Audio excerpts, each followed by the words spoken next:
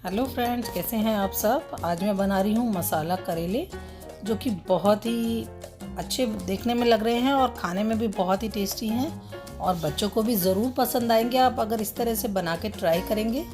तो चलिए बनाना शुरू करते हैं। उसके लिए मैंने लिए हैं करेले, और ये करेले का जो ऊपर का पार्ट है इसको मैं नहीं निकाल रही हूँ। इसमें बहुत कैल्शियम होता है तो इसे नहीं निकालना चाहिए।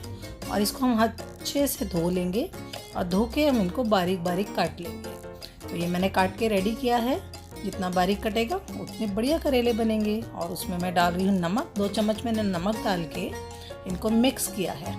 मिक्स कर इसको हम आधे घंटे के लिए छोड़ देंगे ताकि इसमें से पूरा कड़वापन निकल सके। तो इस तरह से हमने छोड़ दिया। आधे घंटे बाद देखते हैं। चलिए देखिए कितना कड़वापन, यानी पानी जो निकला है वो पूरा नमक ने पानी निकाला है, इसका कड़वापन निकाला है। तो हम इसमें और पानी डाल करके इसको धो लेते हैं अच्छी तरह से मसलते हुए इसको धोइए ताकि जो नमक और कड़वापन दोनों इसमें से निकल सके। फ्रेंड्स, इसी तरह से आप बनाएंगे तो बच्चों को भी पसंद आएंगे। और क्योंकि जब भी हम करेले घर में बनाते हैं या तो भरवा करेले बनाते हैं, और भरवा करेले तो बहुत ही ऑयल लेते हैं, तो ये बिना ऑयल, कम ऑयल मतलब लिए और बहुत ही बढ़िया करेले बनकर तैयार होते हैं। तो आप इसको ज़रूर ट्राई कीजिए और ये बच्चों को भी पसंद आते हैं।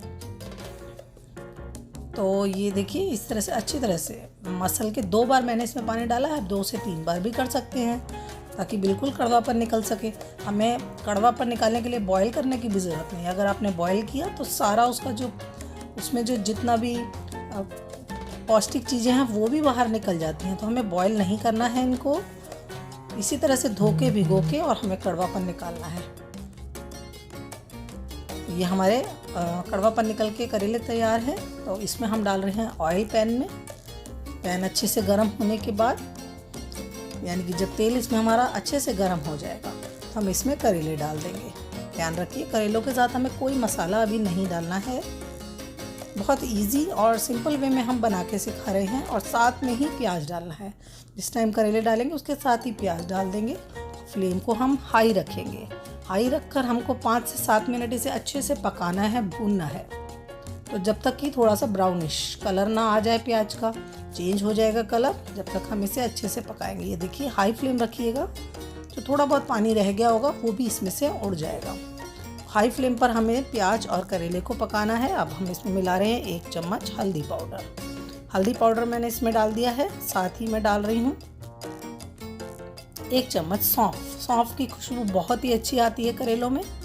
तो इस तरह से सौंफ डाल करके भी हमको 2 मिनट के लिए और इसे पका लेते हैं। अब मैं डाल रही हूँ बड़ा चम्मच लाल मिर्च पाउडर। 1 चम्मच मैंने लाल मिर्च पाउडर लिया है, उसके साथ मैंने देगी मिर्च मिक्स किया है। और साथ ही डाला है मैंने आधा चम्मच नमक। नमक कम रखिएगा क्योंकि पहले भी इसमें थोड़ा नमक था, हमने निकाला है, बट फिर भी थोड़ा नमक रह जाता है। तो साथ ही हमने डाला है 1 चम्मच नींबू जो हमने इसमें स्क्वीज़ कर दिया है, नींबू निचोड़ के डाल दिया है। सबको अच्छी तरह से मिला लेंगे। खटाई का यूज़ मत करें, नींबू का यूज़ करें, यानी कि ड्राई जो खटाई आती है वो मत डालें। और जो नींबू का फ्लेवर है बहुत ही बढ़िया आता है। इसी तरह से ढक कर के और 5 मिनट के लिए इसको मीडियम फ्लेम पर पकाएंगे। अभी खोल के चेक कर लेते हैं। देखिए करेले तो हमारे बन कर के तैयार हो चुके हैं। अब हम थोड़ी धनिया पत्ती इस पर डाल रहे हैं। और साथ ही मैंने डाला है 1 चम्मच शुगर। तो ये मेरा सीक्रेट है, आप 1 चम्मच शुगर डालेंगे तो बहुत ही बढ़िया करेले बनकर तैयार होंगे। और बच्चों को ये खट्टा मीठा यानी खट्टा नींबू से और मीठा चीनी से हुआ है।